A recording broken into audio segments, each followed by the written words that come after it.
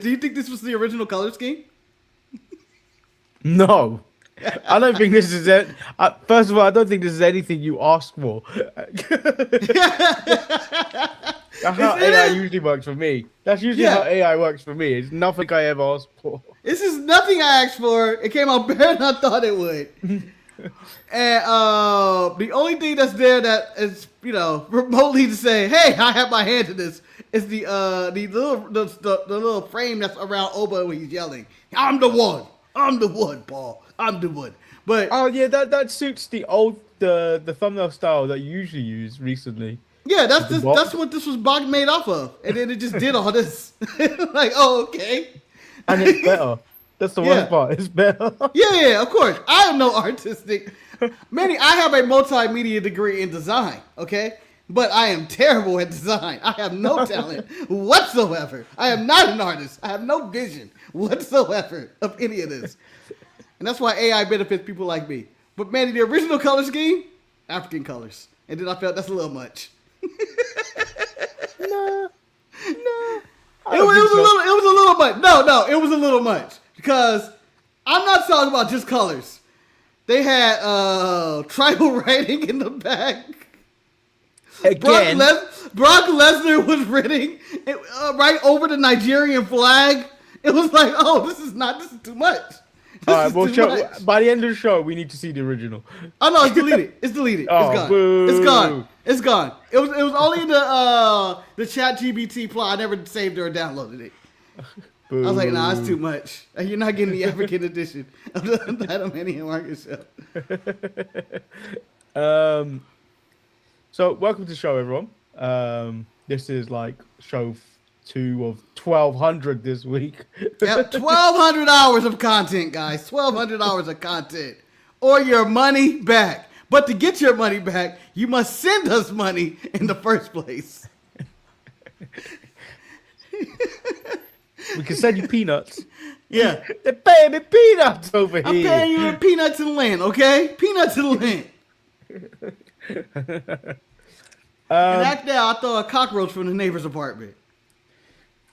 There is no news out there other than this Club WWE stuff.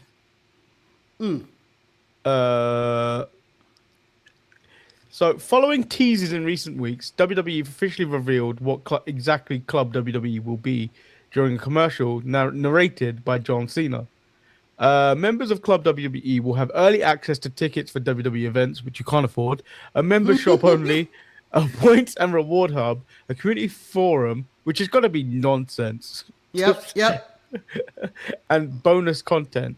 Following the ad, WWE announcer Michael Cole described Club WWE as the ultimate insider membership program designed to bring fans closer to WWE than ever before through exclusive access, rewards, and experiences. The program has yet to launch, but fans can sign up to the Club WWE waiting list now. An email sent to those who do sign up for the waiting list has revealed the early access to WWE tickets will consist of a 24-hour pre-sale, while members who will also have access to hospitality opportunities and entrances at events, and founding members will receive a welcome pack. Some of the exclusive merchandise will be access to John Cena's Never Seen 17 collection. The 17-time world champion is set to make his first in-person appearance on WWE program since his retirement this coming weekend, as he will be the host of WrestleMania 42. Manny, so what I got from this is, one, they need to give me a free trial before I even consider joining Club WWE. If I even want to consider, I'm not joining. But give me a free trial. I'm on the waiting list. What am I missing? Okay? 2, discount prices for tickets. I don't want early advances. I can get a ticket whenever I want if I have the money. Give me the discounted ticket. I put myself on the waiting list. At 3, Manny, I'm going to break this down as simple as someone who was a fan of 1994 wrestling. This ain't shit with the WWE hotline or the WCW. Call now to get the insider information of what's really going on. Find out who beat Bill Goldberg on the house show. like, That's what this sounds like to me. It just sounds like the 1-800. It's a modernization of the 1-800 numbers of get the inside scoops of what's really going on. Like if I should be able to call this number and found out what happened to Roxanne and Liv Morgan last week. Well, they went to Coachella. That's what happened. Yeah, come concussion protocol. They were high the whole weekend. So that's really the news. Yeah. I mean, it's WrestleMania week. Everything on the news is kind of scarce. There's nothing really frantically going on. People are going around. As the week trickled down, though, we probably will get more news stories of incidents or stuff from happening at indie shows or whatnot. So stay tuned for all that content. But as it stands right now, WrestleMania is a bust. They are not selling the tickets they want. I'm still getting hounded by the Rye Dog, the Boo Boo Bear. You going? Like he called last night in the middle of the Oprah promo. It's like, that'll get you going. He could go by himself. He said he refused to do that. Get murdered. and because of that, I have increased my chances of going to WrestleMania from 99.99% to 99.913 So we are really at the point of never possibly going at 100%. Do you want to cover Dynasty now, or Dynasty, however you want to say it? Say Dynasty, Manny. Say Dynasty. Or you can call it like I like to call it. Call it the DY Nasty. Dynasty. Dynasty. Let's talk about AEW Dynasty. Do you want to cover that first, or do you want to cover Raw? Well, just cover Raw was quite wordy. Yeah, we could cover the. We could cut. You know what? Let's cover Raw. Okay. So Monday Night Raw kicked off with a damning piece by Roman Reigns. So my take on this, and I'm going to skip all the way to the end, where he says, "Tell me the truth. Tell them the truth, or I will." Where all I can remember is Will Smith in the movie Concussion going, "Tell them the truth." Tell them the truth. In that movie about concussions. And I was like, oh, well, so this is a big sell. And I felt like it took 30 minutes for the show to start. We had so many video packages, ads, and talking segments before the show even began. Like, I felt like it was 30 minutes before we got a single bell ring. Obafemi, no. So Adam Pearce and Triple H are in the ring. So they will sign a contract tonight separately. Brock Lesnar comes out and signs first. Paul Heyman says this might as well be a Nigerian's death warrant with one man's name across it. Brock states they won't even know his name after this weekend. And then Paul calls this the real main event of WrestleMania. Yeah, I enjoyed this segment. I enjoyed Lesnar snatching the mic and saying, "You won't remember his name." It is a show of frustration and hatred, and a little bit of fear. Like, fuck that. I have to be able to beat him. I'm going to, if you don't mind, I'm going to put both of these segments together. Yeah, I was going to do that anyway. Okay, yeah, I was going to do that anyway. Oba has his signing, and he comes out there. By the way, Paul Levesque is out for both of them because, spotlights on him. Oba takes the mic, and I believe cuts the best promo of his career. It was one of those where you feel like a revolution was happening when he started going, "Paul, you said everything, but you haven't said one thing, that I'm the one, Paul, that I'm the one that's going to finally beat Brock Lesnar." Brock Lesnar has been beaten before, people. Brock Lesnar's been beaten multiple times before. Yeah, at WrestleMania. So, but the way Oba was talking, it was as if no one has ever beat Brock Lesnar. No one has ever beat Brock Lesnar at WrestleMania. He's acting like he was breaking the streak. I think that's what they prepared to do. Tall promo as if you're the one into the streak. Marcus, the way the fans are so behind him, I've never really seen this before, like in a long time. And it goes back to like boxing, like Ali type when he was in Africa. Yeah, the Rumble. The way they were so behind Ali in that point. I wasn't even live at that point, but think how behind they are when you see when it was portrayed by Will Smith in a movie. Yeah, yeah, man. Well, you can watch a lot of documentaries on it too, as well, and to see the upswell for Ali and stuff. But like you said, I haven't seen anything like this since. And I wouldn't even say not even Goldberg was this fast. Goldberg took like maybe a week or two before people even like understood what's going on here. Like he's just kicking ass. And also it's not forced. No. Like it's been before. Like you know when they try and shove wrestlers down your throat.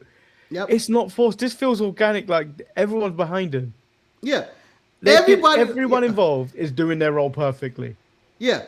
Even Brock, he's doing all, he's selling for him, he's laying out for him, he's telling him to step on him and all that. Paul selling the match, Oba selling the match. They're calling it the real main event of WrestleMania, which is, I think, a slight to Cody and Roman and Punk and Pat and Jelly Roll and I Show Speed and every other celebrity in that ball. But isn't that a sign? Isn't that a sign that Saturday, it's WrestleMania Saturday, is terrible because it can't even... It's losing by like 2,000 tickets, but still. It's terrible. It was a package deal. Some people are just on the ride for this one. Like, because if I could choose, if I was to use my last quarter of percent, it would be to see Oba and Brock. It would be to see Oba and Brock on night 2 to start the show. And the match, like we have said multiple times, Manny has said this, and I've said it as well. The match is going 5 minutes. It's going to be a dud, but it is about the moment. And the moment seems to be there. And I can't believe my heart of hearts will not accept an answer other than Oba won at WrestleMania 42. I cannot accept that. If he loses to Brock, I feel like all is lost. All is lost. There's no coming back from WrestleMania for that. Would you accept, though, if they did a trilogy? Oh, that this is the beginning of the series? This is the starting point, and then maybe he retires him in Minnesota. Only if Oba wins the big one at WrestleMania. Only matches count at WrestleMania for the WWE's history. They only consider it that. If Brock beats him at WrestleMania, the feud's kind of over. Because what's the next one? At SummerSlam? Or Rumble or Survivor Series or Money in the Bank or something like that? I don't want to see that shit. If you hear what people have been saying, I think Brock is done this year. Yeah. So, and I think SummerSlam's in Minnesota, isn't it? Oh yeah, I believe so. I believe it's the one, right? So it could, this could be, right? Yeah, he could be done at SummerSlam. Yeah, that's why I think he should lose this one. They go to Minnesota. Brock says, "I want to fight you." Oba's like, "Nah," and then he's like, "Put your career on the line." And Brock said, "You damn right I will. I've never lost to a black in my life, and I'm not going to start now. This ends tonight. And if I can't beat you at SummerSlam in my hometown, main event, night 2, I will retire." And I think that's the only way to get Brock out. And I say he do it clean, 2-0, and Brock goes. And I'm going to give us a tiny strike. Oh, we made dog on Sacramento. But they showed up for Overfemi. As I've always said, epic. Yeah, as I always said, Sacramento has the best crowd in the world. It's just the problem is no one wants to go there. They have to. They're just happy to get anything. Okay, they're just happy to see people. To be fair, when they were doing the skyline shots of Sacramento, It looked good. It looked good in the sense that when I watched Draft Day, it looked the same as when they did the skyline shots of Cleveland. Yeah. It looked like a real city, but when you get there, man, you realize this is nothing. That was a cardboard cutout. This ain't a building here. There are no buildings in Sacramento. I'm sure there are. I'm sure it's a real shot, but I saw that shot and I was like, I hate you. Sacramento is now my nemesis. Same with St. Paul, Minnesota. Yeah. So, Manny, what were your thoughts? Do you think Oba has to win? I know you hear the upswell, the crowd's behind him, yada yada, all the hype is there. Does he win? Do you have him winning? I think they have to because it would build him as a future star forever. Okay. Can I give you my move? Yeah. And you can say, Marcus, you're very subjective on this one. Marcus, you're very biased. You're putting too much into this. You can't have everything you want. But this is what I want. I want WrestleMania 42 to remember for the big 3. Oba beats Brock. Javon wins the Intercontinental title. And oh my God, I'm blanking on somebody. Jade retains. Nah, Jay gotta lose. They can't. That's too much. No, blanking on oh, Trick beat Sammy. Trick beat Sammy. That was the match. Okay, of the three, which would you be most? I don't want to say upset because you should not get upset over wrestling too much. No, I'm gonna cry. Which would you be most disappointed that wouldn't happen if the opposite happened? Oba not beating Brock. Okay, and then which would you be like, eh? Yeah. Javon win the Intercontinental title. Okay, yeah. I feel like Trick and Oba have to win. They should win. Yeah, I think Javon is okay. Javon can bounce back. Cause he's bouncy. Yeah, he's bouncy. Trick definitely needs this. Because Trick ain't beat nobody. And Trick ain't beat nobody of importance. But I think even beating Sammy is not that big of a deal. But him winning at WrestleMania, I think that's a starting point for something good. Oba, I think, has to win. His star power's up here. But if he loses to Brock, he immediately drops down and people turn on it. They're already going to give up. Happen. Yeah, they're going to give up. They're going to turn on him, or he becomes a martyr and the fans get behind him. That could be a Triple H thinking kind of thing as well. That is one of the things they do. Well, remember WrestleMania 39, the Cody Rhodes Roman Reigns match, where it felt like it was built for Cody to win that match and whatnot on night 2. Roman ends up winning. Everybody it's mixed reaction from the WWE universe. There are people who are happy, people who are upset. I think I was in the upset, and then I grown to be happy about it because we got 40 because of it. But I think that could be Triple H's mindset in going in. Oba could lose this one, but at 43, he get him back. But nobody wants to see that shit in Saudi. No, but you also got to remember, like, the momentum will change by then. Yeah. The momentum will change by then. You might be tired of Oba just doing bullshit to pass time to get back to 43. Yeah, so, go ahead. Yeah, so I think he has to win. Yeah, I think that... Hindsight, but not even hindsight, but reality tells me that Triple H is going to pull the trigger on Brock winning. I feel that way too, but I feel like it's the wrong move. It's the absolute wrong move. I think this should be his stamp as marking that this is the era of the new generation.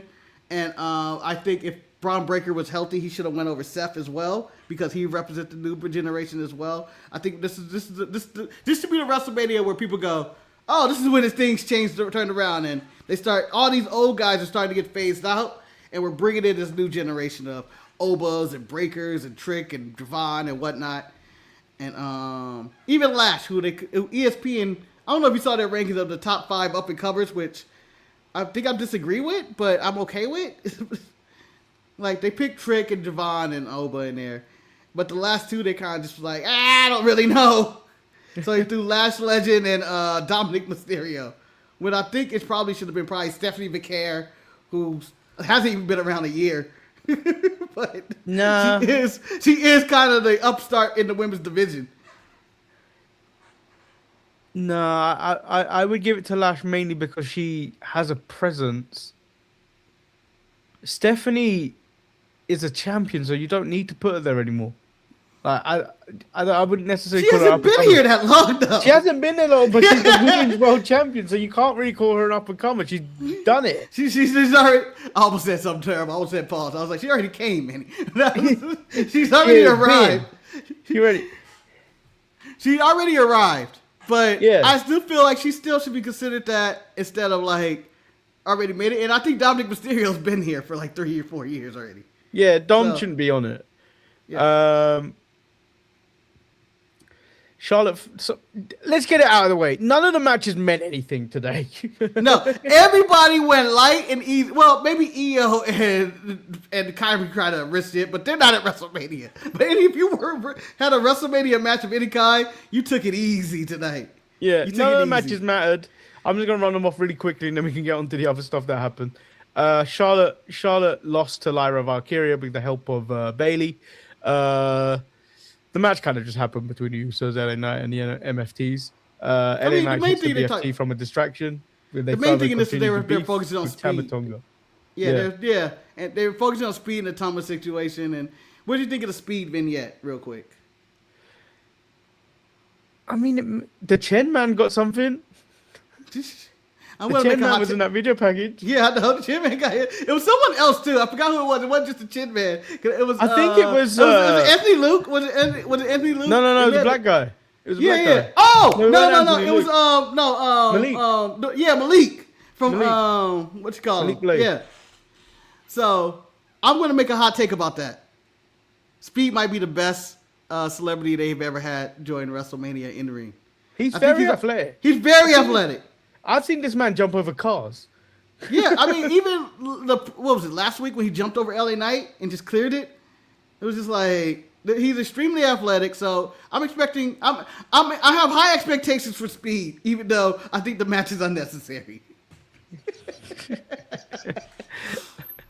Well, LA Knight asks if they've seen Speed, the Usos, and Jimmy says he saw him beat him on stream. They laugh as Solo appears, and they with the MFTs minus Stabber, and then Solo's like, "I've got problems. See, this family's a mess." On SmackDown, I got Jacob, I got Tama, where he doesn't even know where he's at, and over on Raw, he sees the Usos just making the family look bad by hanging out with LA Knight. Manny, did Solo have any points? I mean, are they making the family look bad by hanging around LA Knight? let me ask you this. All right, let's consider us three are a family. Let's say the Ryan is the other like one that's like on SmackDown. We saw him hanging out with LA Knight. You know for a fact we'd be saying you are a disappointment to the family. Amongst all the other stuff he does, that part about him hanging out with LA Knight, you know what? You're a wrong'un. You're wrong. You're wrong. No matter what you did in life, it is this moment where you have disgraced the family name. Yeah. But I also enjoyed the facial expression of JC Mateo because it's always the same. It's always the same of just like shock and confusion, no matter what the situation is. He's just like. And when Solo was like, "There's gonna be 3 of us in a match tonight," you could just see his heart drop up. I don't want to work tonight. I don't, Solo. What are we doing? We never go to the pay window. So, with that being said, the MFT is now showing up on Raw. You know, it's WrestleMania, so people go into every show. But are we going to get the Super Bloodline where all of them join at the end of the day? I would love it. I would have loved it if one of them jumped CM Punk. But it didn't happen. I know. They all have the rights to put hands on them. We understand why Jacob isn't doing anything. He doesn't want to go to jail again. Or he's too beat up for McIntyre and falling off handcuffs and shit. But Solo can always join back up. Stephanie Vakir is in the ring, but before Kathy could even finish her sentence, Liv Morgan sneak attacks, knocking Kathy down in the process. I like that we got a Kathy Kelly update later in the show. When I wasn't even thinking about her well-being. She's okay. I was. Oh, you were. You didn't care about Lillian. No, Marcus. You know for a fact Lillian is a cold case. We don't know why they did it. They just laughed. Yes. It was Charlie Haas and Viscera. They just laughed. Yeah. Liv grabs a mic, says, "I knew your mother was trash, but I didn't know she raised a little bitch," which ended up in more fights. I feel like that line was that's ratchet. That's as ratchet as Liv can get right there. I feel like that's some ratchet ass shit that she would only do in New Jersey or something. Or you yelling that across the bar. I knew your mother was trash, but I know she raised a bitch. I just feel like that doesn't even connect. So they started throwing hands again, but then later in the night we got a Liv Morgan music video, which I did not understand the purpose or care about. First, I want to give shout out to Liv, who gets a golden star for her reactions. I'm going to give her reactions. After the brawl, her face looked intense and was almost a thumbnail. Like, I was like, I don't even know how I thought that was going to be the thumbnail. It was this close to being it, but I enjoyed the Oba. I was like, Oba is the more important thing. Then I got to talk about the music video. I don't want to do that. The music video, Manny, I watched.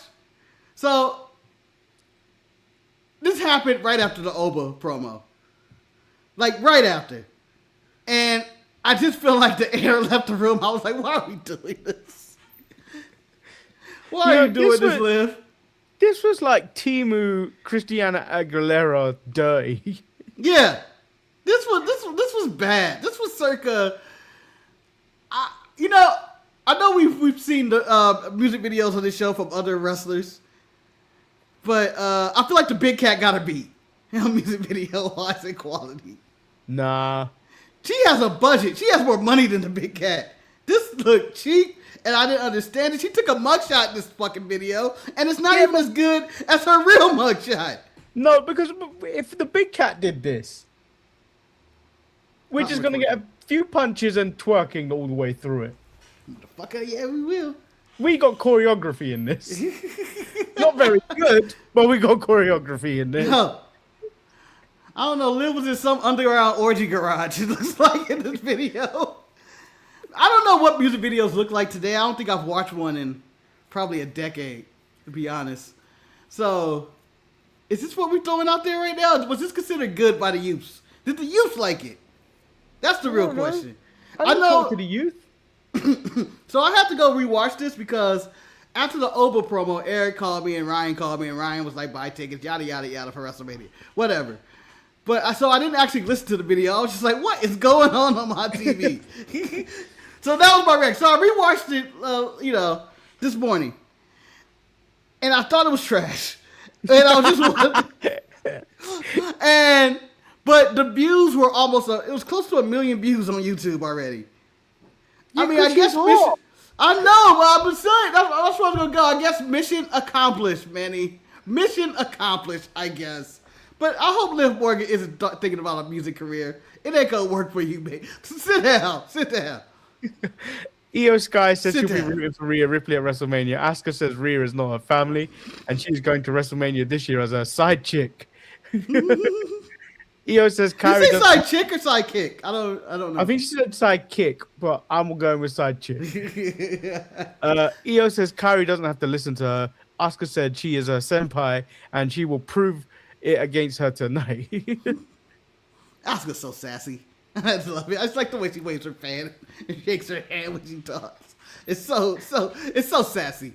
Anyway, Kyrie, they have this. Yeah, Kyrie gets a roll-up win with nothing but interference in this match.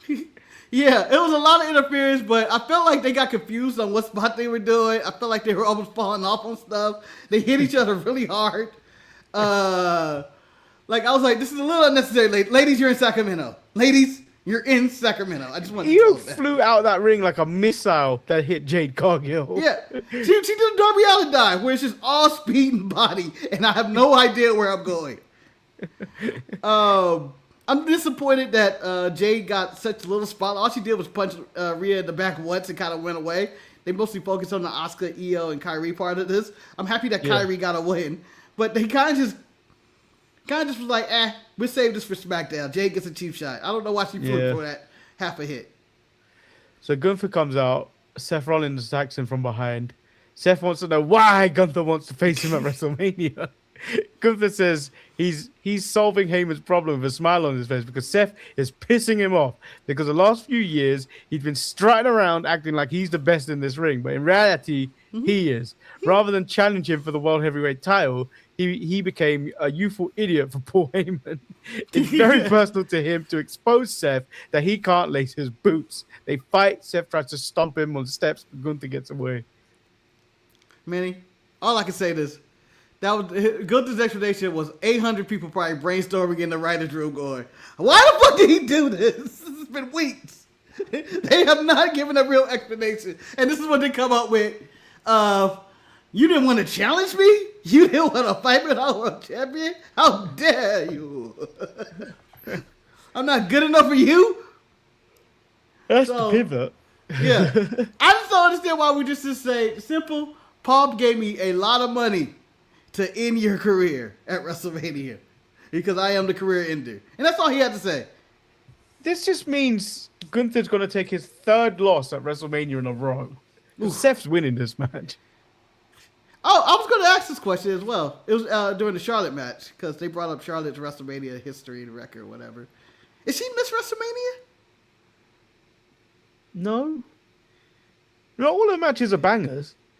I believe she has more bangers than any other woman in the history of WrestleMania. Well, she's been there for the longest time. Yeah, that still makes you Miss WrestleMania.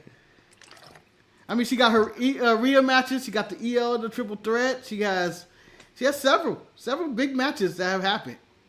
The triple threat with Sasha and Becky in them, and then the Ronda one. You could go as far to say it could also be Bianca. Bianca has a winning record. She's 6-0. Yeah, so we're 6-1.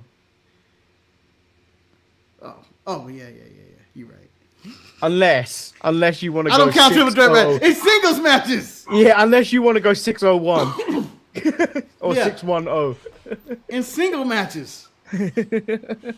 Shout out to Bianca. Where are we? So yeah, Rusev destroys everyone. That's pretty much what happens. Like, I guess we had to get some juice on the Rusev and Rey Mysterio as he just decided to saunter into this feud. Booyaka. As Dominic complained, why the hell is he in that match? Why the hell is he in that match and I'm not in? I gotta fight a demon? I gotta fight a man in blackface? I signed a contract to face Finn, not a demon. This match needs to be cancelled. Dominic had valid points in the back. I'm just saying. Dominic said I refused to wrestle somebody in blackface. Do you think it was a wise decision to reveal that he's going to be... I mean, it's not a real secret, but you think it was a bad decision to say, hey, he's going to be the demon at WrestleMania instead of actually being a demon at WrestleMania? Either way, it's not going to be great because when he's the demon during the daylight, like he's going to come out during the light, and it never really works for me. Yeah. The demon look. It has to always be in an arena where it's dark. Yeah, it's not going to be dark at all. There's a ceiling there, but it's an open ceiling where you can just see the sun when you look up. So.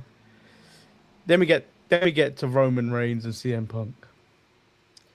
CM Punk eventually lists all the reasons why he hates Roman Reigns, and eventually gets around to apologizing for what he said about Roman's father.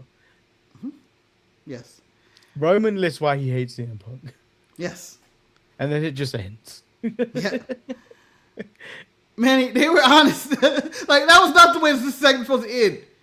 Like, they've had pull aparts, they have had brawls, they've thrown each other through tables, they've said some harsh things about family members, although Roman, aka Joe, hasn't went to the low blow. He hasn't talked about Larry the dog at all. He hasn't even done that many low blows. He just called him old. Yeah. Sometimes he's just sensitive. So it ended with compliments and I hate you, I like you. And CM Punk really, I had to find my family, these people in Sacramento where I rolled my eyes. You don't care about these people. And something about how Did you give him a strike? Did you give him a strike for saying he had to find himself in Sacramento? You know what? Yes. I didn't, but now he does.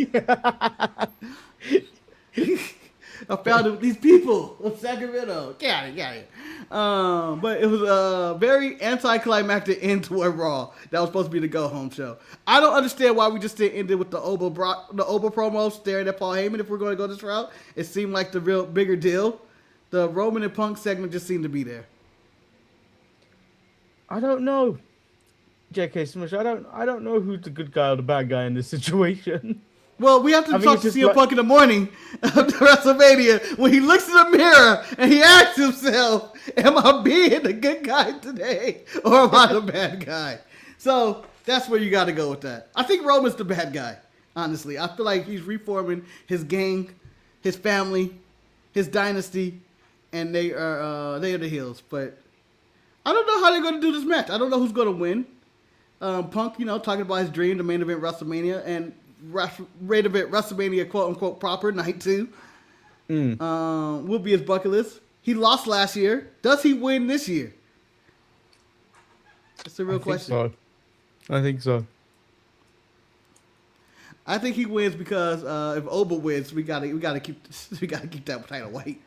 They can't take over. The minorities can't take over. That's what will happen at WrestleMania night 2. The minorities have taken over. The answer for me is no. No one, because you don't. That match is I understand why that match is where it is. They believe this match is going to be one of the bigger matches, so it's going to open the show on ESPN, where most people will be able to watch it. And I think if they allow Oba to win, this is a star-making situation where more people will watch it. Yeah, this is the carrot being dangled over their head, over the customer's head of like, oh, I need to know how this is going to end. Because I believe they're going to do some shady tactics of not actually giving away this match on ESPN. I think we're going to get entrances. I think we're going to get hyped. I think we're going to get introductions. I think the match is going to happen, but I don't think they're going to get the finish, and I think it's going to pressure people to be like, fuck, get the subscription. And by the time they pay for all that 3-minute match that they're going to have will be over.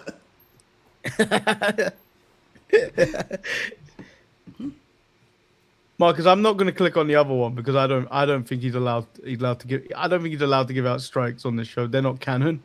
He has to be a member of the show. Yeah. And I mean, the Clippers are in the play-in, and I believe we play tonight.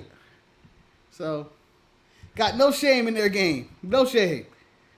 So I've watched Dynasty. AEW's Dynasty.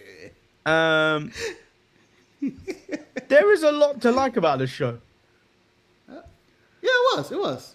Like I said, it was an enjoyable show. There was a lot to enjoy about the show. I've mainly focused on 3 matches. I have watched the whole thing. I did like the likes too strong. I admired the opening tag match. How about this? You respected the opening tag match. No, I always respect the tag match. I just don't like it. I respect they have them. I respect the individuals that participate in them.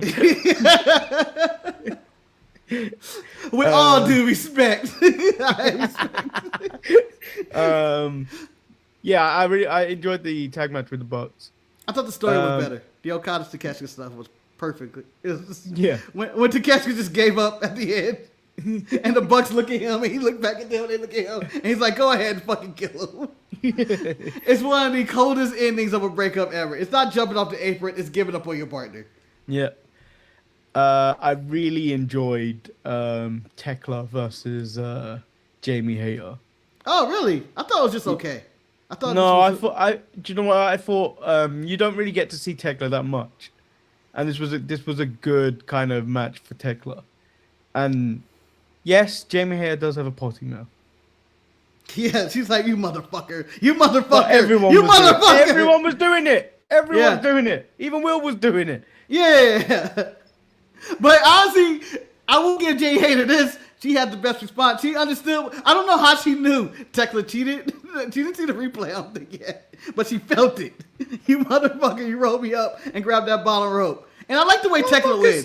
They're always the cheapest. When you watch it, it was like you were never going to kick out anyway. Yeah. I rewatched it. She put her hand on that rope on 2.5. Yeah, 2 3/4. She was like, just admit she's the better wrestler. But to me, that was a solid match. I prefer, who did she fight last time? Statlander. I preferred that one over it. I mean, they're all been. I mean, all her matches have been good. I don't think she's had a dud. Yeah. Yeah, but honestly, I don't even care about Tekla's matches. I care about Tekla's personality and things she does in her matches. I don't care. Her facials and mannerisms are the best in the game. The best Pound for pound. The best shot is when she kicks Jamie down the stage. Yeah. Jamie's rolling down the stage, and then she's all strutting She's down the stage. She's so proud of herself. She's such a heel. Like she has nailed heel mannerisms, or just mannerisms in general. Like she might be my favorite wrestler in the world, and you don't even have to have a good match. Like I feel like she's she's just the person that the aura. I guess that's what everybody uses. Her aura is just like, yeah, don't fuck with that. That's crazy. That's a crazy. And then that followed. Will and Mox followed. That was just a good match. Yeah, I love the start of this match of just running at him and knocking his ass out. And then doing it again. Yeah, not pinning him. Yeah. Like, look at this. I got plenty of time. Yeah. I got plenty of time. Yeah. I told you I was going to beat you to an inch of your life. I told your ass this. And so he does. But yeah, I believe it's the best match on the show. This was really good back and forth. And I was shocked. Will lost. But they went really hard on his neck. Like, I feel like every move was on the neck and sold really well. But I don't know what story they're telling with Will. Are they saying that he isn't 100% to come back or the neck's not healed right? Where do we go from here with him and Mox? That's what I'm. Yeah, I think I don't know either, and I'm assuming they're gonna write him off for a bit because he is getting married in June, I believe. Okay. Even though they keep referring to him, Alex Windsor, as his wife, they're not married yet. I've always been confused on that. I don't know. No, it's an English thing when you refer to your partner, even though you're not married yet, you refer to them as your missus. Yeah. Oh, but then people immediately go think, oh, they're married. Yeah. Which is the natural thing to think. I thought I just assumed that it was a done deal. It was like, but congrats to them, then. Manny, were you invited? No. Are you going to harass Will at the next Eve show? Why am I not invited, man? Why am I not invited? I'm not. Just be a complete creep. Like grabbing him and shit. Why am I not invited to your wedding? We built a relationship. Why am I not here?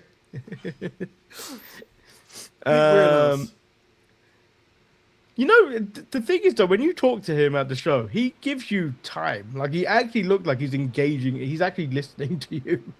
Will's always come off as a nice guy. I don't think. Yeah. Like, I don't feel like you get like, I'm too big to talk to the little people in the world. Will feels like a normal person that's extremely athletic and extremely charismatic and can do whatever you want in the ring. That's what he feels like. Like, he feels like a normal guy, though. I wasn't really feeling the main event, if I'm totally being honest. I mean, it was there. Like, I thought it was solid. I hated the ending. I thought it was just another cheap MJF ending of he punched him in the stomach with the ring, which I feel like doesn't do more. Like, it does if you're Kenny and you got diverticulitis. I don't care about that, Manny. I saw Jack Perry in the Mark Davis match get his ribs just slammed into the fucking apron. And it was disgusting. That wasn't on the main show, was it? No, that was a 0 hour match. That was the main event, 0 hour. And he falls into this on the side of his hip. And I go, he's dead. But yet that man survives that. And then I see Kenny go, a jab to the stomach. And I'm like, okay. After Kenny had gave MJF the business in the match, he was giving him the old 1-2 at some point. And yet, I just feel stupid, and they need to just have better finishes. Yeah, I know he got tombstone through like 800 tables or out to the outside of the ring, or just one table, but I just feel like ending was weak. Yeah, but overall, it was a good pay-per-view. Which leads me to this. I saw this take. Before we get into this, real quick, I'm going to answer JLG's question and say, just watch AEW Revolution. It was the previous pay-per-view before this. Probably going to be the pay-per-view of the year. It was a really great show. Anyway, now. I mean, I think that kind of leads into why I got this video as a question. So, I'll ask the question after the video.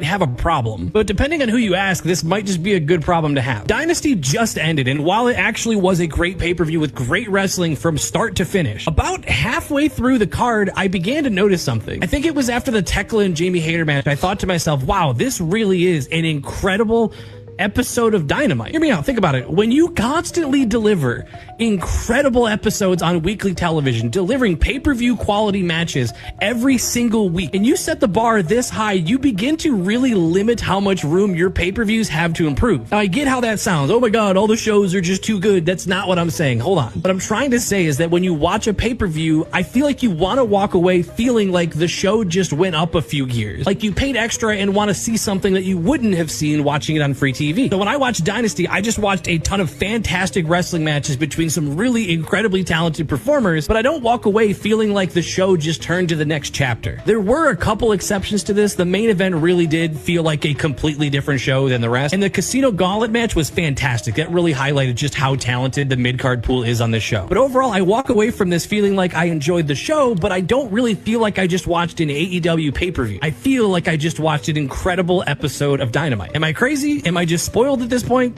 I don't know. Crazy. Fuck that guy. Fuck that guy, Manny. Fuck that guy. He crazy. He fuck him. So my question is, because obviously the leave stuff for the pay-per-view model is kind of the WWE model. They give you less and then try to give you a bit more on the pay-per-view. Mm-hmm. AEW is more, will give you everything on Dynamite, Collision, and then we'll try and raise it a little bit on the pay-per-view. What were your takeaways from his point? But like, what method would you prefer? Well, his point is my point from 5 years ago. Maybe even more than that. Whenever AEW debuted, when I saw a few episodes of Dynamite, you realize that all the matches, and I'm not saying every match is the same, but most of the matches go for the 5-star charm of kicking out on twos and people doing spots that would never happen. Like he said, every Dynamite and pay-per-view is someone trying to push the envelope of what a pro wrestler can do in every match. And so my main thing was, that is true, and the pay-per-view should feel more. So that's why whenever I go to a pay-per-view match or a pay-per-view show, I look more into what does it do for the story, and because I feel like that's where the pay-per-view should be. It should be the end of a chapter of the story they're telling, of the whole book, of the whole year, or whatever they're trying to do. So that's why I look for more matches, and that's why I think this pay-per-view Dynasty, maybe, and also I wasn't there, I guess, felt lesser than Revolution or something else like that, because I feel like they had stakes in the stories. This one just felt like a regular show. But for me, Revolution feels like their WrestleMania, because I remember every Revolution bangs. It's true. I'm talking about every Revolution DDP bang. Yeah, it's one of their, because remember it's one of their original core four. It was Revolution, Full Gear, Double or Nothing, and All In or All Out. One of them, whatever you want to call. And so those are their big 4 or 5 pay-per-views a year. And Dynasty and Forbidden Door and there's a bunch of them that you just go like, I guess that's what that's called. they feel less. Wrestle Dream and shit, like they feel lesser than as titles, and I always feel like Revolution is a big deal. And Dynasty just felt like an in your house show that AEW's doing. Yeah. So I actually prefer the WWE method, because when you finish watching a pay-per-view, it does leave you feeling like, oh, shock and awe kind of thing. Yeah. Like, oh, they took it. It's a gamble though with WWE. It's a gamble with WWE with this method, because like they don't always hit. They always try and leave something extra for the main event to go ooh at. Whereas AEW will give you every match. AEW will give you every match with shock and awe and trying to outdo every other match on the card. Which is why a lot of the time I will watch an AEW pay-per-view in bits, because the adrenaline rush is a bit too much for me to be like going into the next one. I get tired. I think for me, ideally, for a wrestling show, I prefer the New Japan method of building to the main event. Of every match, it seemed like, oh, that's a little good. That's good. It's like they've been good matches, but they know they're not the main event, and so it's kind of like, okay, we won't do too much. All right, the next match, we do a little bit more to the last match, but we know we're not the main event. We'll go 13 minutes. As the other one went 8. Okay. Oh, the next match, we're going to go 25 minutes, and we're going to have a banger. And then the next match, completely different type of style match, but also elevating and bang as it builds toward the show. And then I wish it would end similar to a WWE show where you go, oh shit, I have to watch Raw. No, what's going to happen next? Why is Dominic Mysterio helping CM Punk? Or something out of nowhere, And you'd be like, that's a weird twist in the story that I didn't see coming. But I will add this: WWE has been bullshit on pay-per-views lately. They give you 3 or 4 matches and then nothing at the end.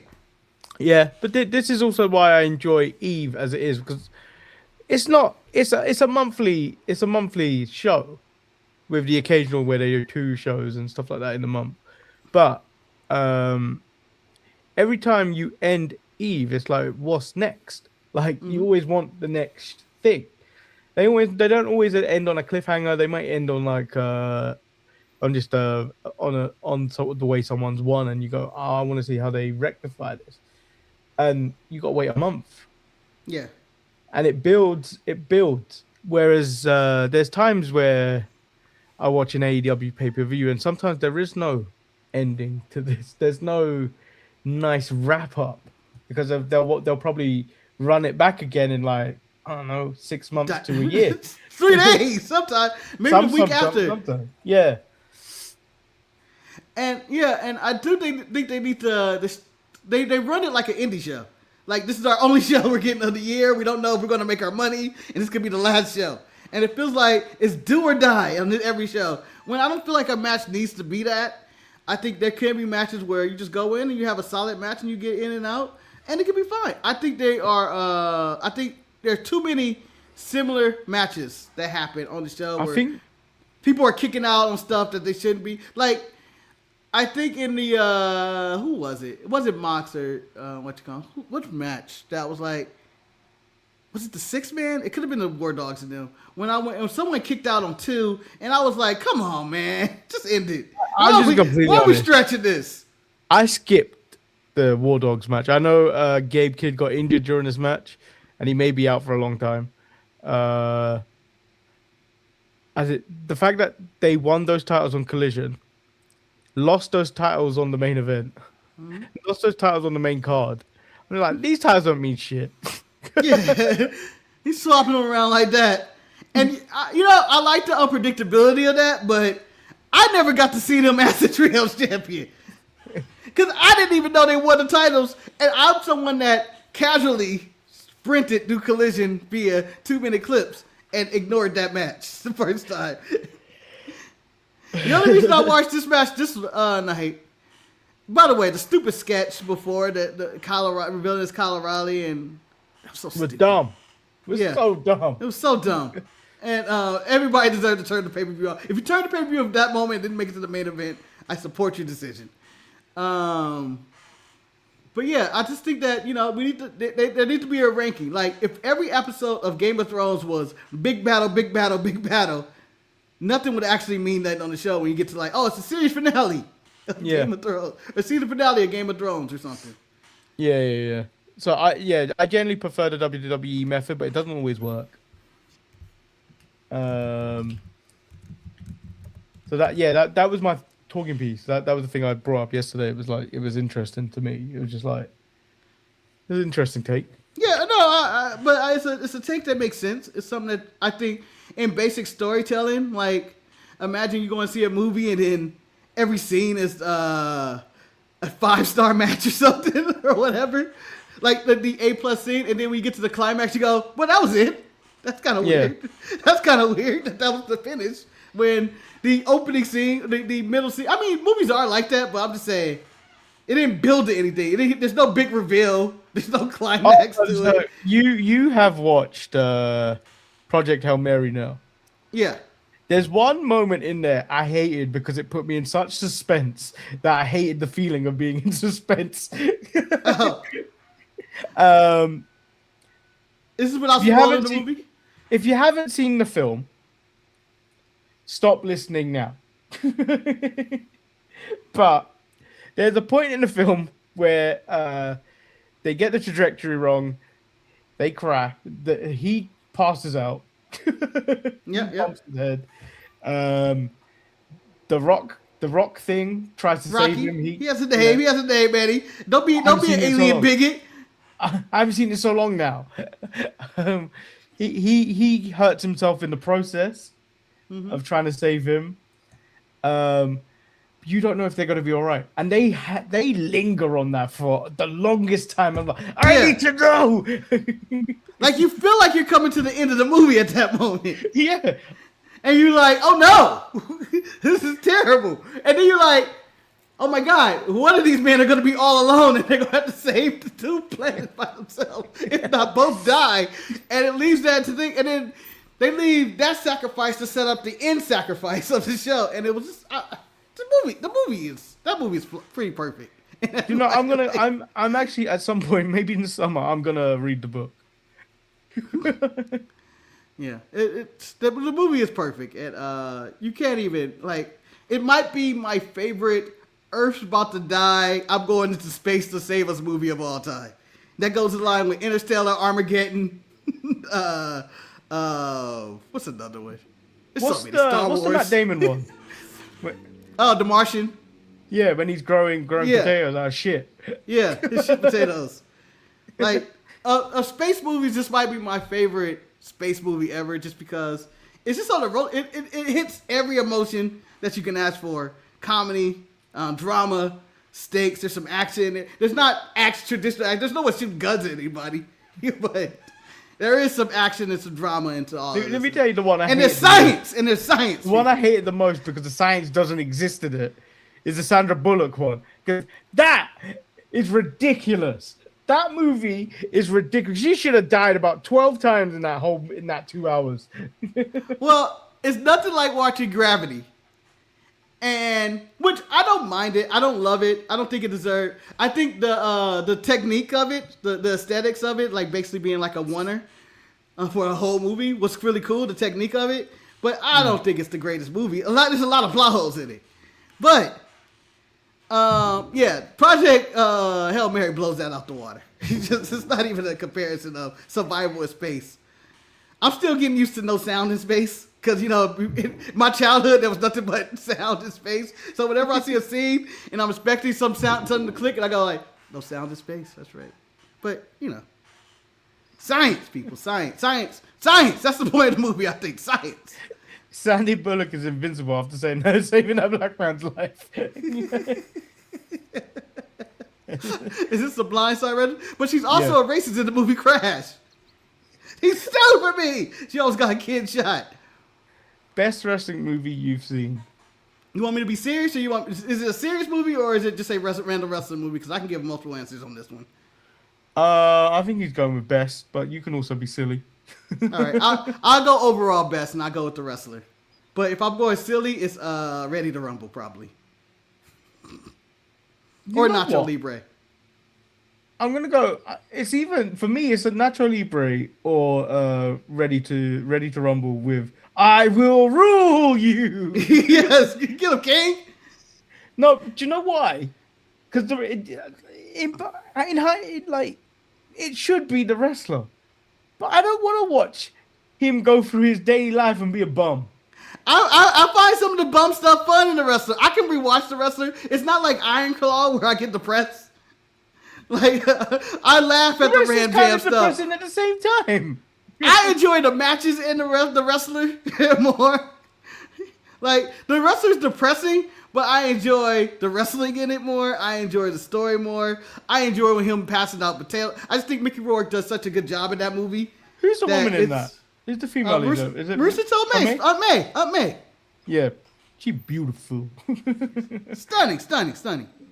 Been that way since my cousin Vinny. Just stuck. Had to kill her in Spider-Man. She was still in the movie. It's either Ready to Rumble or Nacho Libre for me. They just have wrestling movies need to be fun. They can't be depressing like Iron Claw and the wrestler. Yeah, so that's why I asked the question. There's two different genres. If I just want to have a good time, I'll watch the Space Jam and wrestling movies, which is Ready to Rumble. If I want to watch a serious movie and enjoy it throughout, and I say this is what should win awards, the wrestler's the winner.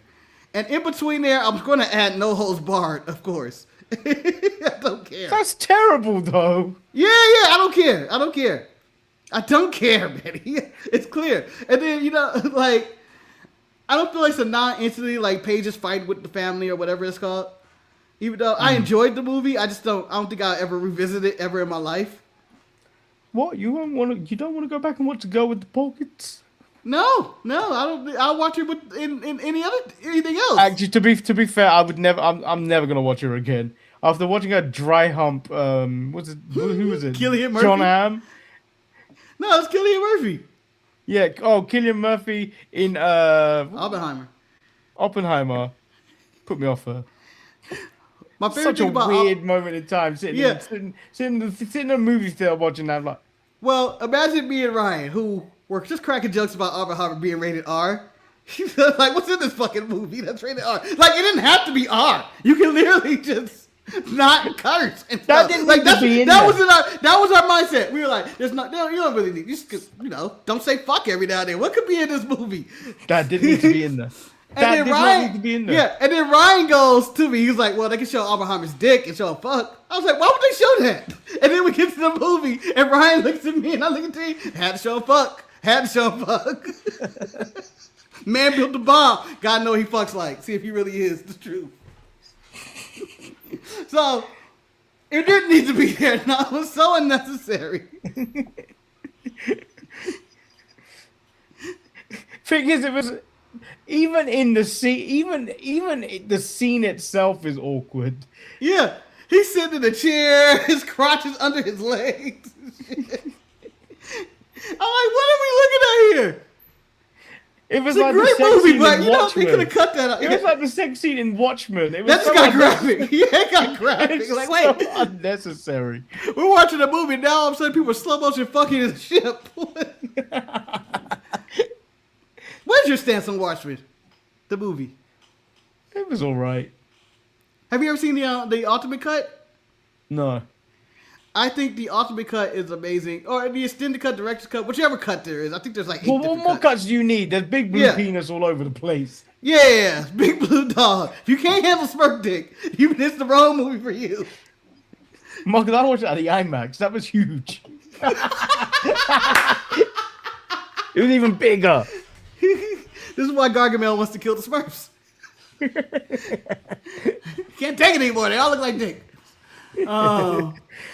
But I enjoyed watching the movie. I thought it was it's in my top 5 comic book movies of all time. I think the director's cut of Watchmen. I think it's really good.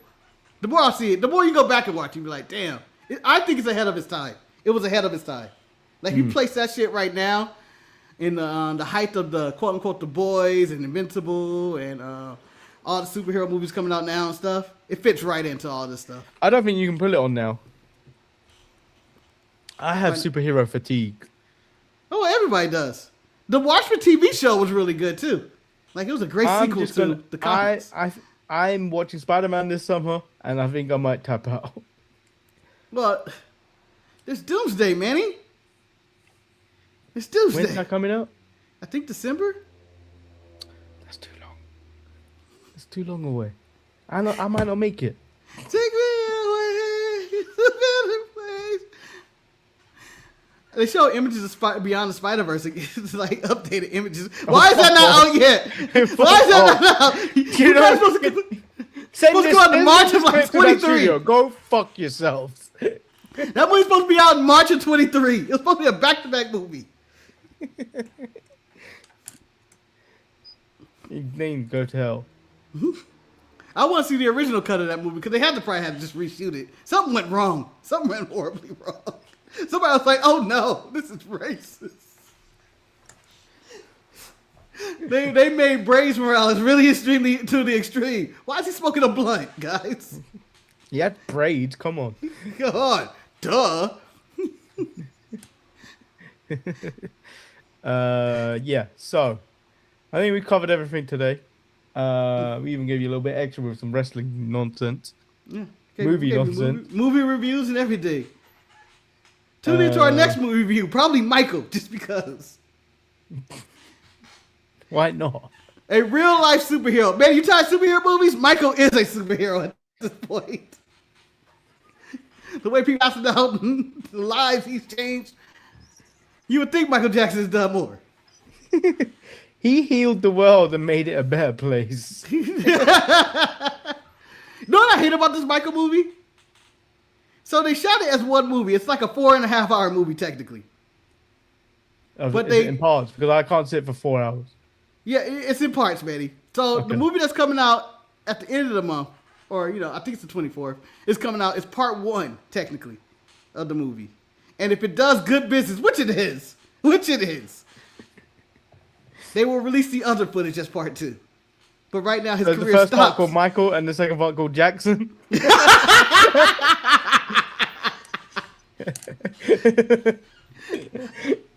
I don't know if you go Jackson. I think you just call him Michael Jackson. Michael. Colin Jackson. No, think of the people that actually collect DVDs and Blu-rays. Having that on your shelf, Michael, and then next to it, Jackson. Yeah.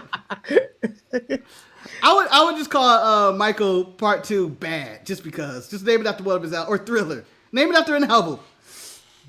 Oh, this might not even cover Thriller. No, I don't know how far we go. They say they stop at a point. I don't think we get White Mike. I haven't seen White Mike in the trailers. Imagine they show how it happened. The Vertigo? Well, I know we get the Pepsi commercial, which is iconic. The Pepsi video when he catches on fire, so which some people say led to the death of Michael Jackson, is why he got addicted to painkillers, because that pain never went away. But tragic. Yeah, tell that to every other professional wrestler. Yeah, what tell Darby Allin, Michael's a bitch. I was straight up bitch. I don't care how much pain he is. I ain't never did nothing. But yeah, we'll be back late night on Thursday to cover your NXT. Where it's NXT Revenge tonight is what it's called. Oh, is it? Yeah. Oh, I didn't know that. Well, someone's getting their NXT revenge. Um, It's a dish best served cold. And I'm assuming Blake Monroe is winning that North American title again tonight. She might not. Because I still believe that they may call up Blake any moment. I need this Shiloh thing to end. It's really irritating to me. What's your beef with Shiloh, man? He has all the answers and all the hacks. He got computer data. I like Shiloh. I think that it's a different character, and why not? Let him, and he's not bad in the ring. I have no beef with Shiloh. It feels like they're doing what they wanted to do with who's that guy that went at Solomon Crow? Possibly. It's a little different. Solomon Crow was more about TV or something like that. This is kind of an internet character. This is basically Shiloh is like the dark web. He's just on the dark web. You're like, I'll sell your organs and all that for you. Like, I feel like he's involved in that shit. Although what is a NXT cold case at this moment in time is how does Shiloh remove all those tires in that amount of time? Whew. NXT cold case. I need to get the footage. I need to see the security footage of all of that, because it's no way it was a one-man job. Oswald didn't work alone, and neither did Shiloh. Neither did that guy that spray painted all those penises. Had to have help. So on that note, we'll be back Thursday for AEW Dynamite and this. So peace. Peace. Late show. Final one before SmackDown. Oh yeah, we're doing a watch along SmackDown, then WrestleMania, and then an Eve watch along, and possibly a Raw watch along. I'm glad. Pay us money. Yeah, pay us money. So we can give you more AI like this. I like to also always associate red glow with evil. I feel like AI does too now. I feel like me and AI are connecting with that.